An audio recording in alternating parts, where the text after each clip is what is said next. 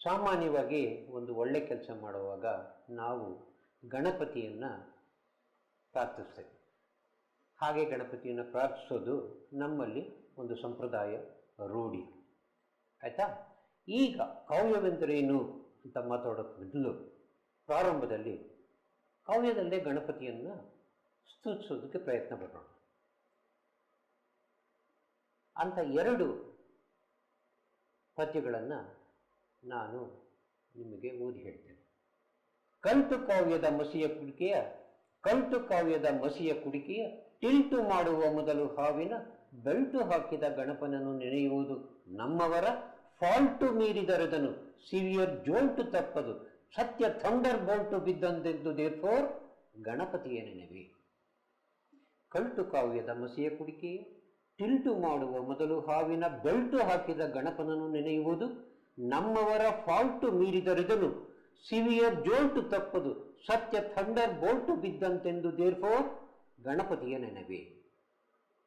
ಕಂಟಕಕ್ಕೆ ಕಡು dynamite TMT rogue elephant ಹೆಡ್ಡಿನ ಒಂಟಿ ಟಸ್ಕಿನ pot bellied rat rider Benaka country ಕರ್ನಾಟಕದ ಕಲ್ಚರ್ ಜೆಂಟ್ರಿ ಎದುರಿನಲ್ಲಿಡುವ ನನ್ನಿ ಎಂಟ್ರಿಯಂ ಸ್ಫೂತಾಗಿ ನಡೆಸಲು ಹೆಲ್ಪಿಸಿಷ್ಟಯ್ಯ. ಇದು GP ರಾಜರತ್ನಂ ಅವರ ಮಹಾಕವಿ ಪುರುಷ ಸರಸ್ವತಿ ಎಂಬ ವಿಡಂಬನ ಕಾವ್ಯದ ನಾಂದಿ ಪದ್ಯಗಳಲ್ಲಿ ಒಂದು. ಇಲ್ಲಿ ಕನ್ನಡ ಶಬ್ದಗಳ ಜೊತೆಗೆ ಇಂಗ್ಲಿಷ್ ಶಬ್ದಗಳು ಕೂಡ ಅನಾಯಾಸವಾಗಿ ಸೇರಿಕೊಂಡಿದೆ. ಮತ್ತು ಈ ಛಂದಸ್ಸು ಕೂಡ ಭಾಮಿನಿ ಷಟ್ಪತಿಯ ಛಂದಸ್ಸಿನಲ್ಲಿದೆ. ಈಗ ಇನ್ನೊಂದು ಉದಾಹರಣೆಯನ್ನು ನಾವು ತಗೊಳ್ಳೋಣ. HS ಬಿಳಿಗಿರಿ ಅವರ ಒಂದು ಕವನದ ಕೆಲವು ಸಾಲುಗಳು. ನಾನು ಬಿಳಿಗಿರಿ BILIGIRI ಶಿವನಿಗೂ 3 ನನಗೂ 4. ಇಲ್ಲಿ ಕೂಡ ಇಂಗ್ಲಿಷ್ ಶಬ್ದದ ಅಕ್ಷರಗಳ ಕೆಲವು ವಿಡಂಬನೆಯ ಸೂಚನೆ ಕಾಣುತ್ತೆ. ಇನ್ನೊಂದು ಪದ್ಯ ನಾವು ತಗೋಬಹುದು, ಅದೊಂದು ರೂಪಕವಾಗಿ ತಗೊಳ್ಬೋದು ಆ ಪದ್ಯವನ್ನು. ಅದು DVGಯವರ ಮಂಕುತಿಮ್ಮನ ಕಗ್ಗದ ಒಂದು ಪದ್ಯ. ಸರಕಾರ ಹರಿಗೋಲು ತೆರಸುಳಿಗಳತ್ತಿತ್ತ ಸುರೆ ಕುಡಿದವರು ಕೆಲರು ಹುಟ್ಟು ಹಾಕುವರು ಬಿರುಗಾಳಿ ಬೀಸುವುದು ಜನವೆದ್ದು ಕುಣಿಯುವುದು ಉರುಳದಿಹದ ಚರಿಯೋ ಮಂಕುತಿಮ್ಮ.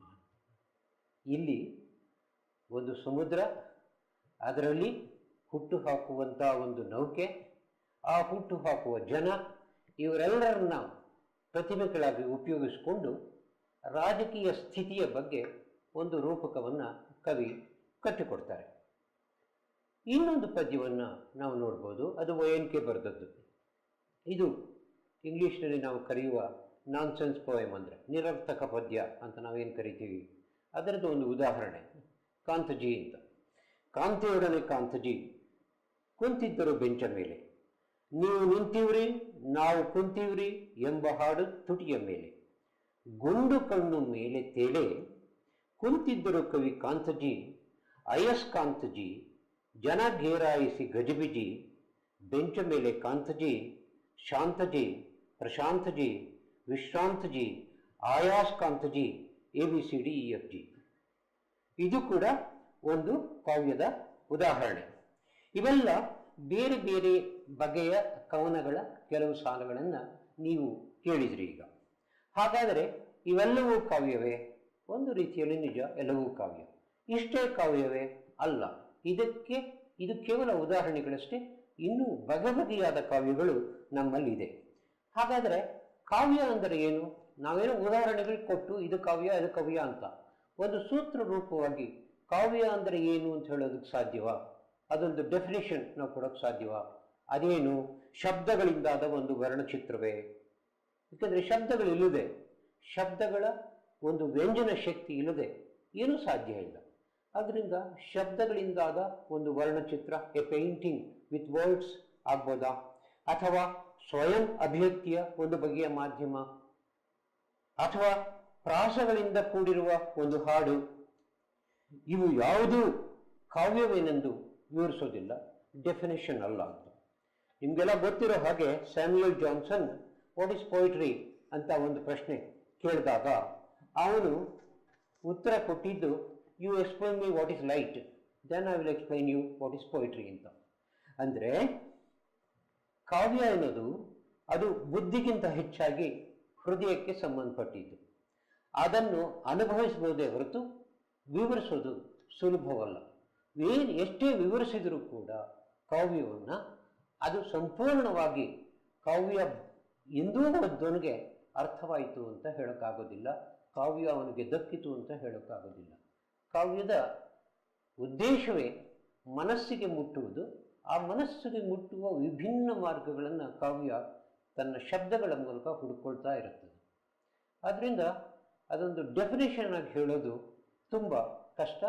ಆ ಕಷ್ಟವನ್ನು ಪರಿಸೋದಕ್ಕೋಸ್ಕರ ಸಾಮಾನ್ಯವಾಗಿ ನಾವೆಲ್ಲ ಉದಾಹರಣೆಗಳನ್ನು ಕೊಡ್ತಾ ಇರ್ತೀವಿ. ಉದಾಹರಣೆಗಳು ಕೂಡಿ ನೋಡಿ, ಇಲ್ಲಿ ಕಾವ್ಯಾಂಶ ಇದೆ, ಇಲ್ಲಿದೆ ಅಂತ ತೋರಿಸುವ ಮೂಲಕ ಕೇಳುಗರಿಗೆ ಅಥವಾ ಓದುಗರಿಗೆ ನಾವು ಕಾವ್ಯಾಂಶದ ಪರಿಚಯವನ್ನು ಮಾಡೋದಕ್ಕೆ ಸಾಧ್ಯ ಅಂತ.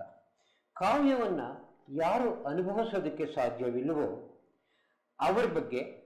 ಅದರ ಬಗ್ಗೆ ಮಾತಾಡಿ ಅವರಿಗೆ ಏನೂ ಪ್ರಯೋಜನ ಆಗೋದಿಲ್ಲ. ಕಾವ್ಯದಲ್ಲಿ ಒಂದು ಬಗೆಯ ರಹಸ್ಯ ಇದೆ, ಇಟ್ಸ್ ಒನ್ ಮಿಸ್ಟ್ರಿ. ಅದು ಕಾವ್ಯ ಅನ್ನೋದು ಒಂದು ಮಿಸ್ಟ್ರಿ ಇದು. ಆ ಮಿಸ್ಟ್ರಿ ಅದು ಎಕ್ಸ್ಪ್ಲೈನಿಗೆ ಸಿಗೋದಿಲ್ಲ ಅಂತ ಮತ್ತೆ ಅದೇ ಮಾತನ್ನು ನಾನು ಹೇಳಬೇಕು, ಉದಾಹರಿಸೋದಕ್ಕೆ ಸಾಧ್ಯ ಇಲ್ಲ ಅಂತ. ಆ ಮಿಸ್ಟ್ರಿ ಇಲ್ಲದೆ ಇದ್ದರೆ, ಆ ಒಂದು ರಹಸ್ಯ ಇಲ್ಲದೆ ಇದ್ದರೆ ಕಾವ್ಯ ನಮ್ಮನ್ನು ಆಕರ್ಷಿಸೋದಿಲ್ಲ. ನಮ್ಮನ್ನು ಆಕರ್ಷಿಸೋದಕ್ಕೆ, ಕಾವ್ಯ ಆಕರ್ಷಿಸೋದಕ್ಕೆ ಹಲವು ಬಗೆಯ ವಿಧಾನಗಳಿವೆ. ಆ ವಿಧಾನಗಳಲ್ಲಿ ಒಂದು ರಹಸ್ಯ ಕೂಡ ಮುಖ್ಯ. ಆಕರ್ಷಕವಾದ ಪದಗಳು, ಪ್ರಾಸಬದ್ಧವಾದ ಪದಗಳು, ಮತ್ತು ಒಂದನ್ನು ಹೇಳಿ ಇನ್ನೊಂದನ್ನು ಧ್ವನಿಸುವಂತಹ ರೂಪಕಗಳು, ಅವುಗಳ ಜೊತೆಗೆ ಒಂದು ರಹಸ್ಯಾತ್ಮಕ ಗುಣ ಕೂಡ, ಇವೆಲ್ಲವೂ ಕೂಡ ಕಾವ್ಯವನ್ನು ಓದುಗನಿಗೆ ಆಕರ್ಷಿಸೋದಕ್ಕೆ ಅವಕಾಶ ಆಗುತ್ತೆ. ಕಾವ್ಯ ಹುಟ್ಟೋದು ಯಾಕೆ ಕಾವ್ಯ ಮನುಷ್ಯರು ಬರೀತಾರೆ ಅಂತಂತಂದರೆ, ಒಂದು ಅನುಭವ ಆಗುತ್ತೆ, ನಿಮಗೊಂದು ಅನುಭವ ಆಗುತ್ತೆ, ನನಗೊಂದು ಅನುಭವ ಆಗುತ್ತೆ. ಆ ಅನುಭವವನ್ನು ನಾವು ಬರೆದಿಡದೆ ಹೋದರೆ, ಇನ್ನೊಬ್ಬರಿಗೆ ಹೇಳದೆ ಹೋದರೆ, ಆ ಕ್ಷಣಕ್ಕೆ ಆ ಅನುಭವ ಸತ್ತು ಹೋಗುತ್ತದೆ. ಪುತಿನ ಅವರು ಒಂದು ಸಲ ಯಾಕೆ ನೀವು ಕಾವ್ಯ ಬರೀತೀರಿ ಅಂತಂದಾಗ ಅವರೊಂದು ಮಾತು ಹೇಳಿದರು, ಭಾವನಷ್ಟ ಆಗಬಾರ್ದು ಅಂತ. ಯಾವುದೋ ಸಂದರ್ಭದಲ್ಲಿ ನಮಗೇನೋ ಒಂದು ಅನಿಸುತ್ತೆ, ಆ ಅನಿಸಿದ್ದನ್ನು ನಾವು ಹೇಳದೆ ಹೋದರೆ, ಬರೆದಿಡದೆ ಹೋದರೆ ಅದು ನಷ್ಟ ಆಗಿಬಿಡುತ್ತೆ. ಅದಕ್ಕೋಸ್ಕರ ಹಾಗೆ ಬರೆದಿಡೋದು ಕೂಡ ಮೂಲ ಉದ್ದೇಶ ಅಂತ ಏನು ಅಂದರೆ ಸಂವಹನ. ಅದು ಇನ್ನೊಬ್ಬರಿಗೆ ತಲುಪಬೇಕು, ಬೇರೆ ಯಾರಿಗಾದರೂ ತಲುಪಬೇಕು, ಕಾವ್ಯಾಭ್ಯಾಸ ಇರುವವರಿಗೆ ತಲುಪಬೇಕು ಅನ್ನುವ ಉದ್ದೇಶದಿಂದ ನಾವು ಕಾವ್ಯವನ್ನು ರಚಿಸ್ತೇವೆ, ಕಾವ್ಯವನ್ನು ಓದ್ತೇವೆ, ಕಾವ್ಯವನ್ನು ಕೇಳಿಸ್ತೇವೆ. ಇದು ಎಲ್ಲವೂ ಮುಖ್ಯ ಅಂತ. ಎಲ್ಲ ಕಾವ್ಯವೂ ಕೂಡ ಕೊನೆಗೆ ಒಂದು ಬಗೆಯ ಸಂವಹನವೇ. ಆ ಸಂವಹನದ ದೃಷ್ಟಿ ಅಥವಾ ಉದ್ದೇಶ ಇಲ್ಲದಿದ್ದರೆ ಅದು ಕಾವ್ಯ ಇದ್ದು ಏನು ಪ್ರಯೋಜನ ಆಗೋದಿಲ್ಲ. ಒಂದು ಅನುಭವವನ್ನು ಒಂದು ವಿಶಿಷ್ಟ ರೀತಿಯಲ್ಲಿ ಹೇಳುವುದಷ್ಟೇ ಕಾವ್ಯ ಅಲ್ಲ. ಒಂದು ಅನುಭವವನ್ನು ಒಂದು ರೀತಿಯಲ್ಲಿ ನಾವು ಹೇಳ್ಬೋದು, ಅದಷ್ಟೇ ಕಾವ್ಯ ಅಲ್ಲ. ಅದಕ್ಕೆ ಹೆಚ್ಚಿನ ಆಯಾಮಗಳು ಕಾವ್ಯಕ್ಕೆ ನಮಗೆ ಬೇಕಾಗುತ್ತೆ. ಕಾವ್ಯವೆಂದರೆ ಪ್ರಬಲವಾದ ಶಬ್ದಗಳನ್ನು ಒಂದು ನಿರ್ದಿಷ್ಟ ರೀತಿಯಲ್ಲಿ ಜೋಡಿಸುವ ಮೂಲಕ ಪಡೆಯುವ ಒಂದು ಮಾಂತ್ರಿಕ ಶಕ್ತಿ. ಓದುಗನಲ್ಲಿ ಕೆಲವು ಭಾವನೆಗಳನ್ನು ಕೆರಳಿಸಬೇಕು. ಒಂದು ಪದ್ಯ ಓದಿದರೆ ನಮ್ಗೆ ಏನೇನೋ ಅನ್ನಿಸ್ಬೇಕು ಕೂಡ. ಅದು ಒಳ್ಳೆ ಕಾವ್ಯ ಆದರೆ ನಮಗೆ ನಮ್ಮ ಬಾಲ್ಯ ಕಾಲದ ಕೆಲವು ಚಿತ್ರಗಳನ್ನು ನಮ್ಮ ಮುಂದೆ ತಂದಿಡಬಹುದು, ಅಥವಾ ನಮ್ಮ ಸಮಸ್ಯೆ ಯಾವುದೋ ಒಂದಿರುತ್ತಲ್ಲ ಅದನ್ನು ಬೇರೆ ರೀತಿಯಲ್ಲಿ ಕಾವ್ಯದ ಒಂದು ಸಾಲು ಅದನ್ನು ಒಂದು ಸೂಕ್ಷ್ಮ ದರ್ಶಕದಲ್ಲಿ ತೋರಿಸಿದ ಹಾಗೆ ನಮಗೆ ಒಂದು ವಿಭಿನ್ನ ಬಗೆಯ ಚಿತ್ರವನ್ನು ನಾವು ಕಲ್ಪಿಸ್ಕೋದಕ್ಕೆ ಸಹಾಯ ಮಾಡಬಹುದು. ಕಾವ್ಯ ಎಲ್ಲ ಕಾಲಕ್ಕೂ ಕೂಡ ಉತ್ತಮವಾದ ಕಾವ್ಯ ಪ್ರತಿಯೊಂದು ಕಾಲಕ್ಕೂ ಕೂಡ ಅದು ಕಾಂಟೆಂಪ್ರರಿ ಆಗಿರುತ್ತೆ ಅಂತ. 400 ವರ್ಷಗಳ ಹಿಂದೆ ಬರೆದಂಥ ಶೇಕ್ಸ್ಪಿಯರ್ನ ಸಾನೆಟ್ಸ್ ಇವತ್ತಿಗೂ ಕೂಡ ಯಾಕೆ ಮುಖ್ಯ ಅಂತಂದರೆ ಕಾವ್ಯದ ಮೂಲಗುಣವೇ, ಅತ್ಯುತ್ತಮ ಕಾವ್ಯದ ಮೂಲಗುಣವೇ ಅದು ಯಾವಾಗಲೂ ಸಮಕಾಲೀನವಾಗಿರುತ್ತೆ ಅಂತ. ಸಮಕಾಲೀನ ಗುಣ ಇಲ್ಲದೇ ಇದ್ದಿದ್ರೆ ಅದು ಕಾವ್ಯ ಆಗಲಿಕ್ಕೆ ಸಾಧ್ಯ ಇಲ್ಲ. ಕ್ಷಣಿಕವಾಗಿ ನಾವು ಎಷ್ಟೋ ಚುಟುಕುಗಳನ್ನು ಓದ್ತೀವಿ, ಈ ಕ್ಷಣ ಓದಿದ ಮೇಲೆ ನಕ್ಕು ಮರ್ತು ಬಿಡ್ತೀವಿ ನಾವು. ಯಾಕೆ ಅದಕ್ಕೆ ದೀರ್ಘಕಾಲದ ತಾಳಿಕೆ ಗುಣ ಇರೋದಿಲ್ಲ, ಕ್ಷಣಿಕವಾದ್ದು ಅದಷ್ಟೇ. ಆದರೆ ಅತ್ಯುತ್ತಮ ಕಾವ್ಯ ಜೀವನದ ಯಾವುದೇ ಸಂದರ್ಭದಲ್ಲಿ ನಮಗೆ ಮುಖ್ಯವಾಗಿ ಕಾಣೋದಕ್ಕೆ ಕಾರಣ ಅದರ ತಾಳಿಕೆ ಗುಣ ಅಷ್ಟೇ ಅಲ್ಲ, ಅದರ ಧ್ವನಿಶಕ್ತಿ. ಅದು ಎಲ್ಲ ಕಾಲಕ್ಕೂ ಸಲ್ಲುವಂಥ ಒಂದು ಜೀವನ ದರ್ಶನವನ್ನು ವ್ಯಕ್ತ ಮಾಡ್ತಾ ಇರುತ್ತೆ. ಹಾಗಾಗಿ ಕಾಲ ಕಾಲಕ್ಕೆ ನಾವು ಉಪಯೋಗಿಸುವ ಭಾಷೆ ಬೇರೆ ಆಗ್ಬೋದು, ನುಡಿಗಟ್ಟು ಬೇರೆ ಆಗ್ಬೋದು, ಆದರೆ ಕಾವ್ಯದಿಂದ ಹೊರಡಿಸುವಂಥ ಒಂದು ದರ್ಶನ ಇದೆಯಲ್ಲ, ಅದು ಸಾಮಾನ್ಯವಾಗಿ ಎಲ್ಲ ಕಾಲಕ್ಕೂ ಸಲ್ಲುತ್ತಾ ಇರುತ್ತೆ ಅಂತ. ಯಾಕೆ ಎಲ್ಲ ಕಾಲಕ್ಕೂ ಸಲ್ಲುತ್ತೆ ಅಂತಂತಂದರೆ, ಅದು ಮನುಷ್ಯನ ಭಾವನೆಗಳಿಗೆ ಅಥವಾ ಅವನ ಬೌದ್ಧಿಕ ಸನ್ನಿವೇಶಗಳಿಗೆ ಅಭಿವ್ಯಕ್ತಿ ನೀಡುವ ಒಂದು ಶಬ್ದ ವಿನ್ಯಾಸವನ್ನು ಕಾವ್ಯ ಕಟ್ಟಿಕೊಡುತ್ತೆ. ತನ್ನ ವಿನ್ಯಾಸದಲ್ಲೇ ಅದು ಮನುಷ್ಯನ ಬೌದ್ಧಿಕ ಅಗತ್ಯಗಳಿಗೆ ತಕ್ಕಂಥ ಉತ್ತರಗಳನ್ನು ಅದು ಕೊಡ್ತಾ ಹೋಗುತ್ತೆ. ಆದ್ದರಿಂದ ಕಾವ್ಯ ಕಾಲಾತೀತ ಅಂತ ನಾವು ಹೇಳ್ಬೋದು. ಕಾವ್ಯ ಅಂದರೆ ನಾನು ಒಳ್ಳೆಯ ಕಾವ್ಯ ಅಂತ ತಗೊಂಡ್ರೆ ತೀರಾ ಸಾಮಾನ್ಯವಾದ ಕಾವ್ಯವೂ ಇಲ್ಲವೇ? ಇಂಗ್ಲೀಷಲ್ಲಿ ಸಬ್ಸ್ಟಿಟ್ಯೂಟ್ ಪೊಯಿಟ್ರಿ ಅಂತ ಒಂದು ಮಾತು ಹೇಳ್ತಾರೆ. ಪೊಯಿಟ್ರಿ ಇದೆ, ಸಬ್ಸ್ಟಿಟ್ಯೂಟ್ ಪೊಯಿಟ್ರಿ ಅಂತ. ಅದು ನಿಜವಾದ ಪೊಯಿಟ್ರಿ ಅಲ್ಲ ಅಂತ. ನೀವು ಜಾಹೀರಾತುಗಳನ್ನು ತಗೊಳ್ಳಿ, ನೀವು ಭಾಳ ಕಾವ್ಯಮಯವಾಗಿ ಪ್ರಾಸಬದ್ಧವಾಗಿ ಅಲ್ಲಿ ಕೆಲವು ಉದಾಹರಣೆಗಳು ನಿಮಗೆ ಸಿಗುತ್ತೆ ಅಂತ. ಈ ಒಂದು ದೀಪವನ್ನು, ಒಂದು ಬಲ್ಬನ್ನು ನೀವು ಕೊಂಡ್ಕೊಂಡ್ರೆ ನಿಮ್ಮ ಮನೆ ಸಂಪೂರ್ಣವಾಗಿ ಬೆಳಗ್ಬಿಡುತ್ತೆ. ನೀವು ನರಸಿಂಹಸ್ವಾಮಿಯವರ ಒಂದು ಕವ್ಯದಲ್ಲಿ ಅಲ್ಲಿ ಕೂಡ ಮನೆಗೆ ಬಂದ ಹೆಣ್ಣು ಇಡೀ ಮನೆಯನ್ನು ಬೆಳಗ್ತಾಳೆ ಅಂತ.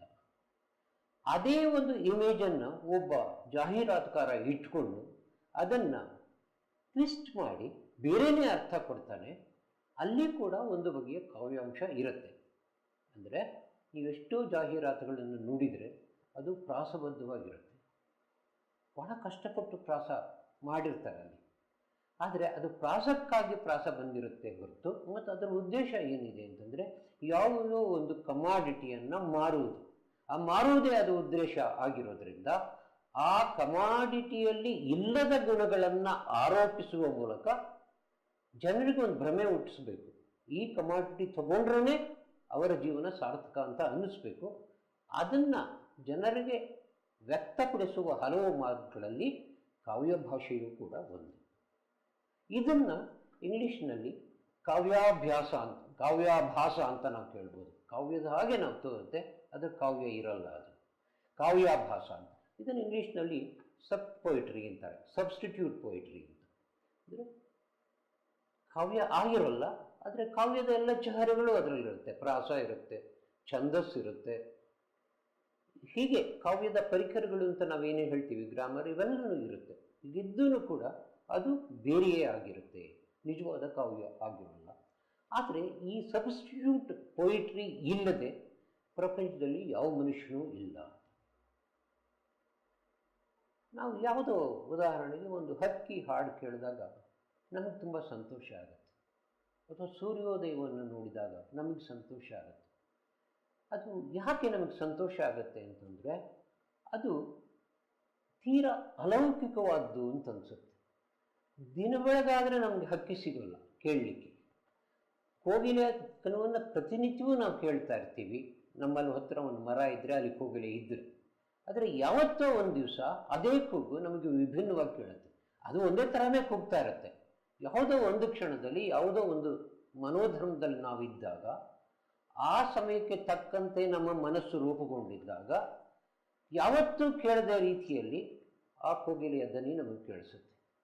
ಸೂರ್ಯೋದಯನೂ ಕೂಡ ಹಾಗೆ. ಸೂರ್ಯೋದಯ ಇವತ್ತು ನಮಗೆ ಯಾಕೆ ಚೆಲುವಾಗಿ ಕಾಣುತ್ತೆ ಅಂತಂದರೆ, ದಿನವೂ ನೋಡಿದ್ರೆ ನಮಗೇನೋ ಅನ್ನಿಸ್ತಾ ಇರ್ಬೋದು, ಯಾವತ್ತೋ ಒಂದು ದಿವಸ ಬಹಳ ವಿಭಿನ್ನವಾಗಿ ಅದು ನಮಗೆ ಕೇಳಿಸುತ್ತೆ, ಕಾಣುತ್ತೆ.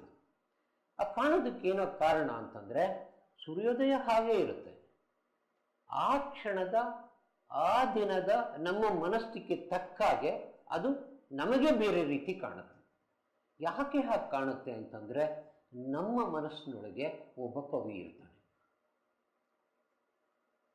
ಅವನು ಪ್ರತಿನಿತ್ಯವೂ ಅದೇ ಜೀವನವನ್ನು ಅನುಭವಿಸ್ತಾ ಇದ್ದವನು ಆ ಕ್ಷಣದಲ್ಲಿ ನಮ್ಮನ್ನು ಎಚ್ಚರಗೊಳಿಸಿ, ನೋಡಿ ಇಲ್ಲಿ ಸೂರ್ಯೋದಯ ಇದೆಯಲ್ಲ, ಇಷ್ಟು ದಿವಸ ನೋಡಿದ ಸೂರ್ಯೋದಯ ಅಲ್ಲ, ಇದು ಬೇರೆ ಅಂತ ತೋರಿಸ್ತಾನೆ. ಕಾವ್ಯ ಹುಟ್ಟೋದು ಹಾಗೇನೆ. ಕವಿ ಪ್ರತಿನಿತ್ಯವೂ ಕೂಡ ಸೂರ್ಯೋದಯವನ್ನು ನೋಡಿದರೂ ಕೂಡ ಯಾವುದೋ ಒಂದು ದಿವಸ ನೋಡಿದ ಸೂರ್ಯೋದಯ ಅವನಿಗೆ ಬೇರೆಯೇ ಆಗಿ ಕಂಡು ಅವನು ಅದರ ಬಗ್ಗೆ ಒಂದು ಕಾವ್ಯ ಬರೀತಾನೆ. ಹೃದಯ ಕಮಲದಿ ಮಧುರ ಪ್ರೇಮ ಮಕರಂದವಿದೆ, ಅದರ ಚುಂಬನದಿಂದೆ ಸವಿಯದನು ಬಾ. ಚಂಚಲತೆ ಏಕೆ ಓ ಚಂಚರೀಕವೇ ನಿನಗೆ, ವಂಚನೆಯ ದಿನಿತಿಲ್ಲ ಬಾಬಿ.